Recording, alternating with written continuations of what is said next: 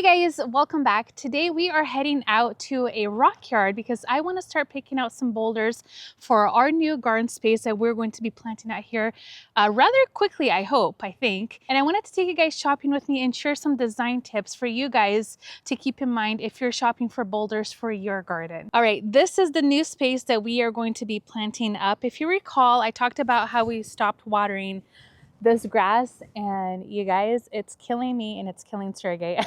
I know for sure to see this in our garden right now, but we just backed off on watering. We didn't want to do the whole tarp thing. We were like, let's just let everything die down. We weren't in a rush to get the grass out just because we've had other projects in the works. We've just been battling back and forth with the side garden and the French drain. Anyways, that's a story for another day. But this space, I feel like we're just about ready to rip out this grass. In fact, I think Sergey would love to do that in the next couple of weeks, which I told him, okay, well, it's going to be a teamwork project because this does not look like fun to rip out. But what we would like to do first is think about the hardscapes in this area. So we want to bring in some beautiful boulders before we start our plant pairings. And that will really guide our garden design for this space. We definitely have an idea of what we want to do. It's going to be different, I think, from what we have in our main garden, and that will also, I guess, change some of the things that we do in our beds next year. And I would love to come in with a hedge of some sort. I have all of these ideas in my mind, but with time we will get there. I think the idea for this space is to keep things more naturalistic. We want to come in with grassy textures, probably Gara, of course, because that's Sergey's favorite plant of all time. And he's like, we need to add Gara to the planting strip immediately. And I said, okay. So we want to keep things simple. Still have a lot of flower influence, of course, because I told Sergey there's no way we're not going to add flowers over here. We will. I don't know what form of flowers, Gara, sure, but something else as well. But we definitely want to have things that are repeating, softer colors, and just really keep it very naturalistic. And I always start gardens that way, and I come in with all of my flowers, and then you know how I am. You guys already know how I am and my personality. I love flowers. I love to plant densely, but I'm going to try to restrain myself and really push myself to be methodical about this new space. And of course, we're going to add more plants. He just thinks we're going to keep it natural, but we're going to add a lot of plant material here. So when you're thinking about adding boulders to your garden, there are definitely things you want to consider. As you can see, we do have some boulders tucked in through our flower beds. They're kind of tucked away under some trees next to some other trees. We have some shrubs next to them, but one of the things to think about is scale and proportion. So how the boulder relates to the size of the garden. A small boulder can get lost in the big space, while an oversized one can overwhelm a small bed. Now this bed, I think the way I need to think about this bed is it's smaller, right? Because it's narrow, but it is a long bed. So I don't want to put things that are too small or boulders that are too small, but I also don't want to put one big boulder here and call it a day. That's also not going to look great. A good rule of thumb to think about is err on the side of bigger. Most people undersize their boulders, and really when you think about your plants growing, they kind of get lost in the garden. Like some of ours definitely have gotten lost, and we probably need to shift those around a bit. So that's something to keep in mind. Next, you want to think about placement principles. So you always want to add boulders in odd numbers, 1, 3, 5. That tends to lean more on the natural side of things versus having even numbers.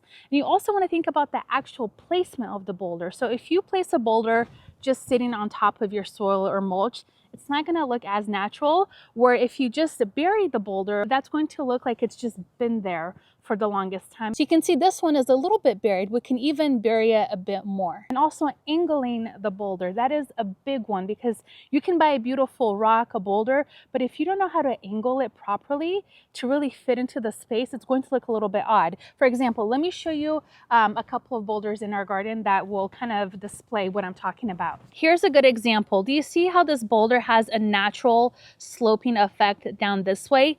Had we placed this boulder in reverse, it would look a little bit odd. This allows the rain to just fall in here naturally and start cascading down. So again, the placement is very important. Here's another example. Do you see how this boulder just hugs this curve of this bed just ever so slightly? It almost feels like it was just made to be part of this tree right here. I always like to say that trees need a rock buddy because I love the combination of a tree and a rock next together. That's just so Pacific Northwest. I think it's such a beautiful combination. So we love to add boulders into our garden, but specifically next to evergreens, just like we've done in these beds here. Boulders aren't just decorative things in your garden. They can hold a slope, frame an entryway, or even work as natural seating. Now for these new beds that we're creating, I'm not thinking of using boulders to define an edge of a pathway. Rather, I want boulders to anchor the plantings that we're going to be placing along this whole planting strip here. So the tricky thing is I don't want to go into our neighbors' property lines, and we kind of share this planting strip with both neighbors. So we have to kind of stop right over here. So I have to think about whether or not I want to do a plant pairing over here in this corner, or we start with a boulder right here. Remember, we're just keeping the placement in mind because that is also going to define how these beds are and how they flow. So do we do one big one here and maybe a smaller flat one over here? Of course, we're going to have the city come out and spray for all of the lines just to make sure we don't hit anything when we're planting. And then if we carry that same principle over here, do we want to add one more boulder here so it kind of mimics the other side? I think we definitely want to add maybe like a big one over here, another flat one over there. Even finding boulders that almost act again as a seating space could be really fun. Now, of course, we also have to think about the pathways that we're going to create over here because we need to be able to have a pathway. That way when family and friends come over and they park right here on the street, they have a landing to come out from their car into the sidewalk and then onto our house. I think Sergey and I were both very inspired after we left Gene's garden. If you guys recall, we just did a video with Gene in his garden and he had the most beautiful boulders on the hillside, and it just, Sergey and I were both like, we need to go get our boulders. We need to get our boulders because that will really kick off this whole project that we're doing out here. So getting those in first, again, will really allow everything else to flow into place. There's definitely a lot more to consider when you're buying boulders for your garden, but let's head down to the rock yard, see what they have. That way we can talk a little bit more, and hopefully we're going to find the perfect boulders for our garden. All right, guys, we just arrived and already I'm like, ooh, what else are we gonna find here? Maybe we'll even find the stone that we need for our pathway in the side garden. And I will be honest, this is a little bit overwhelming because there's so much that I'm seeing already. I'm like, where do we begin? I don't even know where to begin. These are lovely. I love when you can find a stone like this that also acts as a little, or has a little basin, almost like a little water feature. We have, I think, one or two in our garden that have a little bit of a dent like this. And I just, when I'm watering the garden, if I'm ever hand watering, I fill it up with water, and you always find little birds bathing in it. It's the sweetest thing ever. And these are great for water features here. Now, again, remember, one of the biggest mistakes I think we make in our garden is picking boulders that are too small. Remember, your plants will grow, but the boulder will stay the same size. So it should feel substantial enough to anchor the planting and not get lost when your plants get bigger. So just keep that in mind when you're selecting a stone. It might feel rather big right now because, again, you're probably planting things that are in 1-gallon containers, but just remember, those things are going to put on size, and you don't want your plants to crowd over your boulders or your rocks in your garden and your landscape, because then they will get kind of lost, and then they're just kind of there taking up space, and they're not really adding to the overall look of the garden, but rather just taking up space. Right here is a good example of style and mood of the garden and what we want out of our boulders. You see these, they have more of a smooth and rounded look to them. It almost gives it a calm riverbed feel, where this jagged one feels a little bit more rugged and dramatic. It's definitely, I would say, a little bit harsher.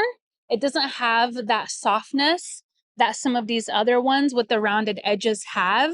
We would definitely want some of these. Like, I would love to get some of these low profile ones, because these will also sink into the ground just a bit, or we want them to sink down about a third of the way, which is a good rule of thumb to kind of think about. Do you want it to just sit on top of your garden bed, or do you want it to sink down a little bit? I think this will give it a little bit more natural look where it's like sinking down just a little bit.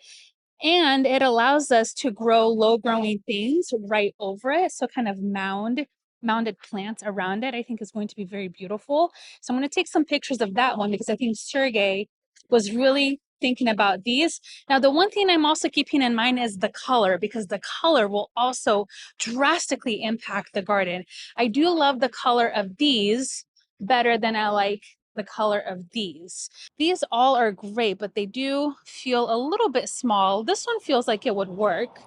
We would have to flip it, but this one would probably work for our garden. My goodness, look at these. Can you imagine having these as like stepping stones? That would be beautiful.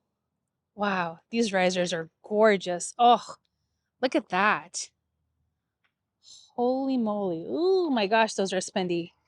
But aren't they beautiful? Wow. It's still wild to me to know how expensive boulders can be. In my mind, I'm like, it's a natural product. Why are we paying so much for it?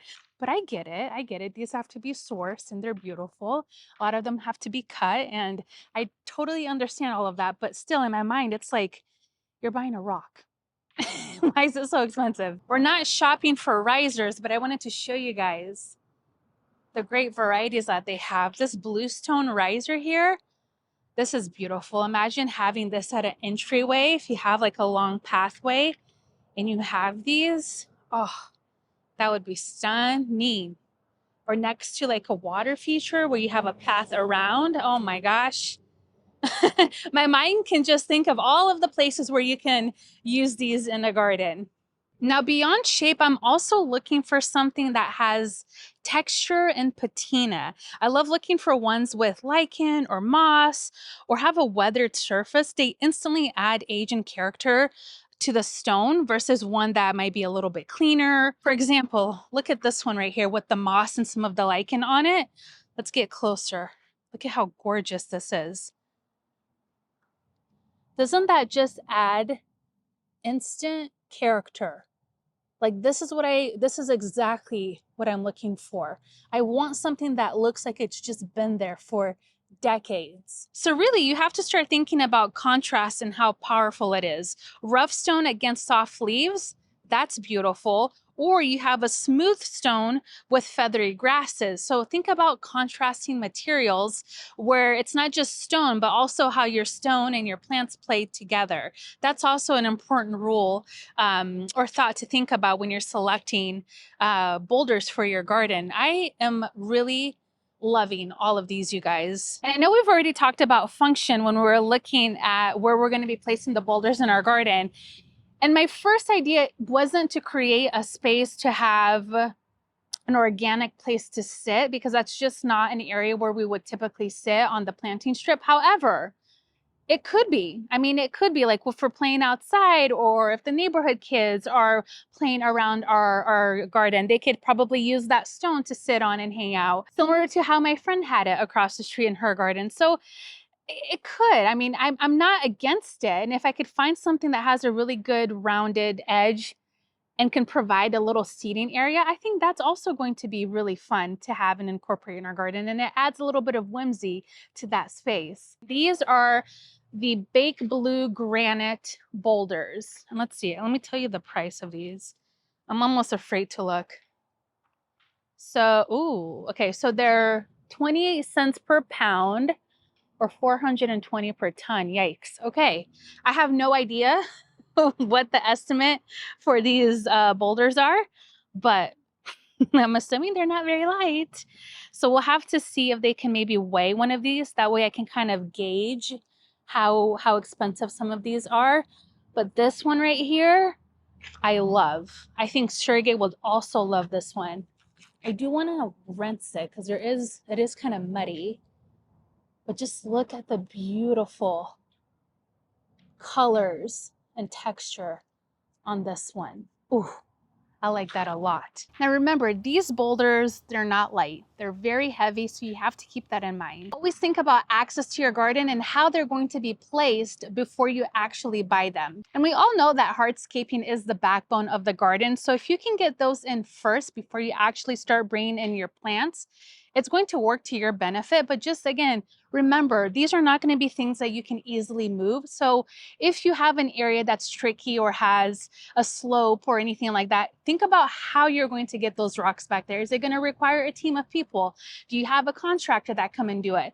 Do you have, I don't know, like a wheelbarrow that can lift some of these rocks? I don't know, again, how much these weigh, but just keep that in mind because you don't want to fall in love with something massive and then you have to pay extra to get it in the right place. So just keep that in mind where you have access to in your garden to add these boulders and how you're going to get them back there. I'm looking at this one right here too. I would love to flip it and see what the other side looks like because this feels like it comes up high a little bit. And I kind of think I want this to be the bottom side and see what the underside of this one looks like. Just picture a low creeping thyme spilling around the stone or like a grass swaying right behind it. It feels natural, like the plants grew into the rock. Boulders can definitely help ground plantings so they don't feel like they're floating. And I think this is going to be one of the ones that we like to do that and to play that role in our garden. I haven't been rock shopping in such a long time. And now that I'm here, I'm like, I remember why I like this so much. It's so much fun to see all of the different possibilities to have incorporated in our garden. So if I sit on this rock, it feels really nice. It feels like a good height and it feels like a lot of people would be able to enjoy it. It's not too low. Of course, it is a little bit elevated because of the palette, but it feels really nice and sturdy. I like this one a lot. I think if you're gonna pick one that you're gonna choose for seating, keep in mind the height of it because you don't want one that's super low because that's gonna be, well, that won't be as fun to get up from or sit down. But this one feels really nice. I like it. All right, I'm literally hanging my camera off of the fence right now for you guys to see the size of the boulder. I can't tell if you can see this or not. Hopefully you can. But do you see how nice it is? It's not too overpowering, but it's not too small. I think even with plants around it, it's not going to get lost. I think it's wide enough, long enough, and tall enough where whatever we plant around it, it's not going to drown out this stone. I really like this size. I think this is a really good size. Like these two here, this one might be a little bit tall, but this one looks just right. That felt really goofy. People are like, what is this girl doing? I quickly ran into their office and asked roughly how much a stone this size would be. So usually the bigger ones are about 2,000 pounds. This one, they rounded it up, say it's like 1,000 pounds. So I think they said a little over 300. And again, that's highballing it. That's just kind of an estimate of what a boulder like this would cost. Also, pro tip, bring a measuring tape. I forgot mine in the car, but I think I might need to bring it out.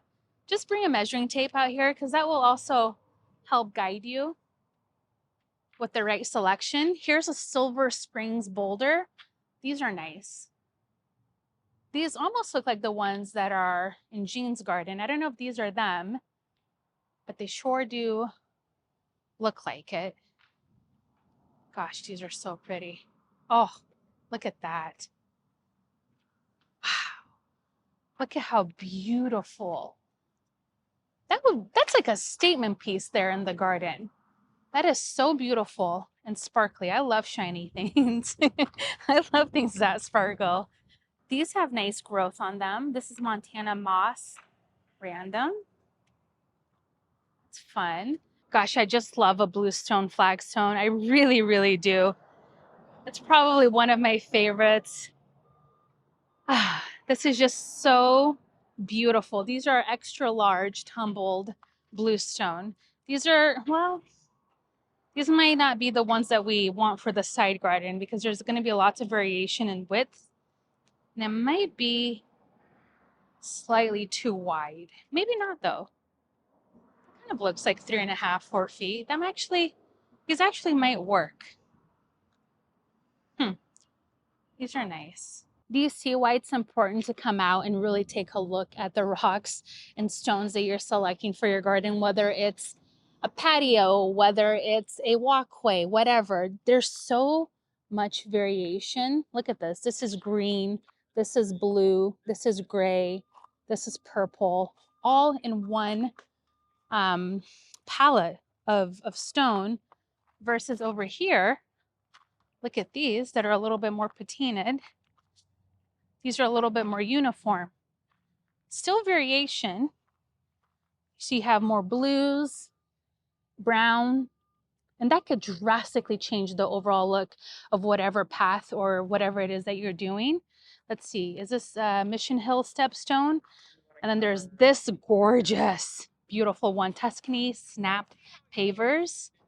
Those are nice. If you want more of a formal look to your garden, in my eyes, this is what you would go with. Something like a bluestone, but really defined edges like this, but you still have movement because of the texture. You see how some of these are not smooth, but there's still some texture to them.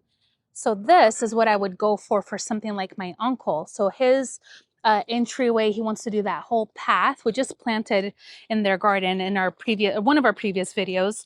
But anyways, I think something like this would be spectacular. Even something like this could work. So he could do a little bit of a transition where he could do this in the entryway and then carry some of these broader pieces out into the pathway. However, I do think his pathway is a little bit wider than this, so that might not be the right choice, but he could just continue with these all the way down. I think that would look nice, or even something like this would work.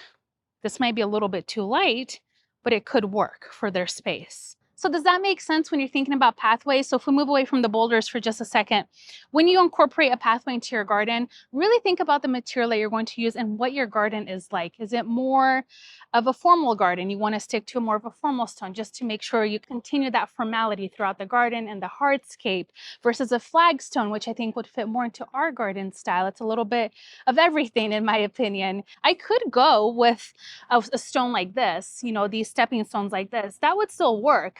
I just think a flagstone would provide a little bit more movement in our garden and work with the way we're going to be planting versus something that's a little bit more rigid. If you want to do something that's very similar to the bluestone but a little bit less expensive, then look at the variegated bluestone, because these tend to be a little bit less expensive because there is a little bit more variation in them. So they're not, I guess, not uniformly blue, but they definitely still fall under the blue category.